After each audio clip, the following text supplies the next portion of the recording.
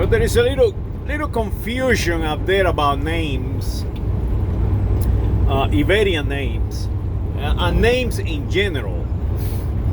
Names describe an identity, a biology, and it's a tradition, if you will, to identify nobility. Basically, that's how it started. It started by people who they want to transfer to their family their wealth, and so on, so forth. So in the United States of America, we have people from all over the world, and names are given, assigned for the vast majority of them.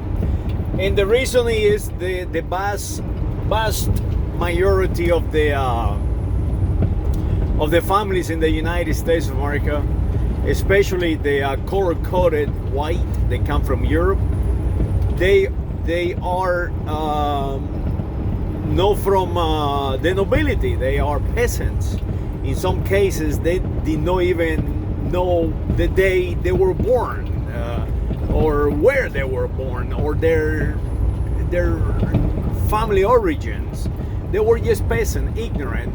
They can know how to write or put sentence together or whatever.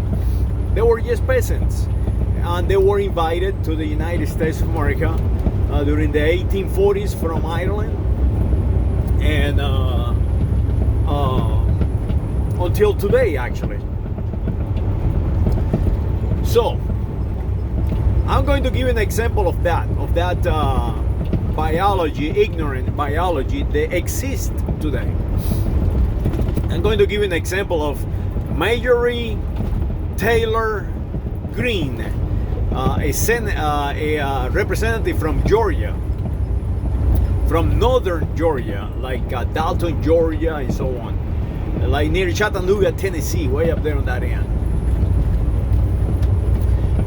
Mr. Marjorie Taylor Greene. Well, let's see how she got that name. You know, that name is a made-up name in the United States of America, or made-up name in Europe. It's just a made-up name. It's not a novel name. It's just a sign of identity, a sign of coloring. So Miss Representative Marjorie Taylor Greene. Okay, Marjorie. What it means, Marjorie?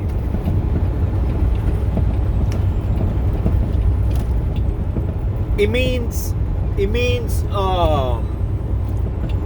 like something that is basically broken, that is mejorar, something that could improve, that is broken but it could improve. Mejorar, Marjorie, and that is where they got the name from. Tailor. A tailor is someone that makes garments. They put together garments. Like a tailor, tailored to you. A tailor is basically a worker, a unskilled worker.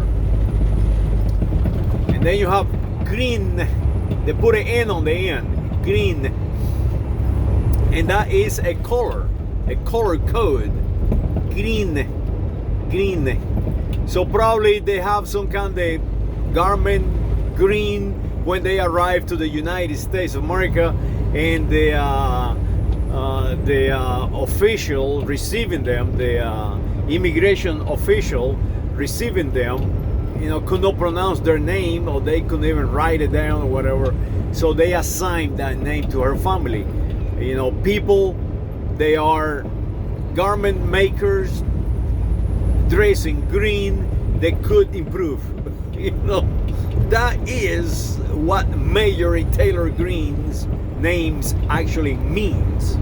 So as you see, the US peasants, now they are whites. They are whites, and they are so superior to Alexandra Ocasio-Cortez. Oh, wait a minute, Alexandra Ocasio-Cortez. Let's pick up that name. Let's pick up that name. So you see the difference in between names. This is an Iberian name from the Iberian Peninsula. So let's pick up Alexandra. Alexandra, named after Alexander the Great, the greatest man ever lived. Alexander the Great. Ocasio is when the sun is setting. The sun is in Ocasio state. It's a beautiful position of our star, the sun. So Ocasio is what is in the future. The future is the Ocasio. So now we have Alexandra and the future. Cortes. Well, let's see, Cortes. In the Visigothic language, the pronunciation eth, EZ or Echo Zulu means daughter of or son of. So now you put the two together. Corte.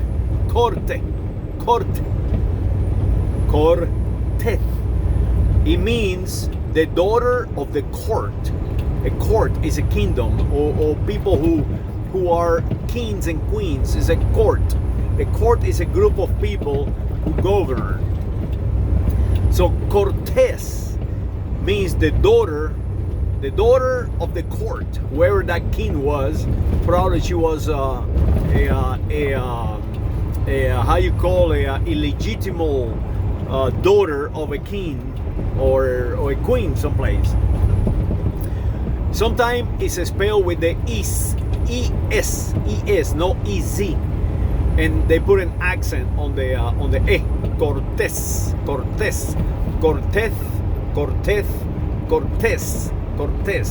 and that is to hide the child of insulating the child born from others. And that is the key. That is why they changed their names. That is why they did not use the king's or the queen's name or family name. They use an assigned name, daughter of the court. And that works with rey. They don't say some say rey. They call it reyes. Not with the ez, but with the es. Reyes in plural. So that way they can sort of like camouflage the name. It's an assigned name, but it is designed for people to know, educated people or noble people, to right away identify this biology as a biology descended from kings and queens, from nobility. So there you have it. All the names in the Iberian Peninsula have means. They are expressing the two sides of the family. It's not like the English. The English, they remove the identity of the female, and the Visigoth, they did not. They actually the Visigothic women were extremely strong. So they have their names remembered, and that is why in the Iberian Peninsula we have the first name of the father, and the first name of the mother, and the first name of the grandfather, the grandmother, and the place where you were born, and that way will give you a correct identity. You can trace back all the way your identity. And that is why names are important to the Iberians, because each tribe is how can I say, a ethnic group, a specific ethnic group, and it's many of them. So for example, like I explained before, any name ended with EZ. Ecozulu is a Visigothic name. Rodriguez, son of Roderico, daughter of Roderico. Jimenez, son of him, daughter of him. And Gonzalez, son of Gonzo, daughter of Gonzo, and so on. So remember that. Then you have for example, the Basque. They are the most ancient of all those tribes. You have, let's say, Guevara, like Che Guevara or Ernesto Guevara. You have the Fraiz, like Joseph Fraiz, Joseph Fraiz, or Jose Fraiz. You have, for example, another tribe. Let me think of one. You have, let's say, the Castros. Those are Celts, or Gallegos from Galicia, and it means hut, a house. A Castro is a house. So as you see, each name means something, and then you have the Sephardi Jews' names, and there is two versions to that, and that is how we can tell which biology is descended of these, or this biology came through or accepted to be in this kind of the groups. And you have names with converto names like Cruz. They are actually Sephardic Jews. They convert to Christianity. So you have the Cruz, and you have so many other names. And then you have the Moriscos. And most of the time, the Moriscos were assigned names like Mesa, or Zapatero. They mean people who build stuff, tradesmen, and they convert to Christianity by force or by will, but they were convert, and that is how you define the identities of the tribes. But do not confuse biology with identity or ethnic group. The biology is just the biology. I'm going to give an example of this. My name, Pavel Rodriguez. So my first name is Pavel, named after a character on a book by Leon Tolstoy, a Russian writer. My last name is son of Roderick or Alaric, a king of the Visigoth. Then I have several more names. I don't want to say that on YouTube, but I have several more names, including one that is where my family is from. So you have those names, but those names are not all of them Visigothic. My father's side is a Visigothic name, but my mother's name is not Visigothic name. So as you see, the biology have nothing to do with the ethnicity, because on my father's side, they were Northern Europeans, Caucasian Nordic, and on my mother's side, most of all of them were Caucasian Nordic, except my grandmother, that she was a Wanja from the Canary Islands. So you see a lot of mestizaje or mixing of ethnic groups. The biology is pure. The biology is always pure. It's always 100% you. But the ethnic group where the or who the family identify with, or which gang member or membership they have, is different. Is for example, my father's gang membership was a Visigothic membership, and my grandmother, she was a Wancha, a Berebere, a Bedouin from the desert in Africa. So as you see, different ethnic groups will move over the geography. Like for example, my grandmother and my father, they end up in the island of Cuba, and I end up in the United States of America, and so on. So that is the confusion that people have. So now you know the origin of our names. So if you go out there around the world saying that you are white, and your name is Smith, guess what? You have no idea where you're from, because there is not a continuity.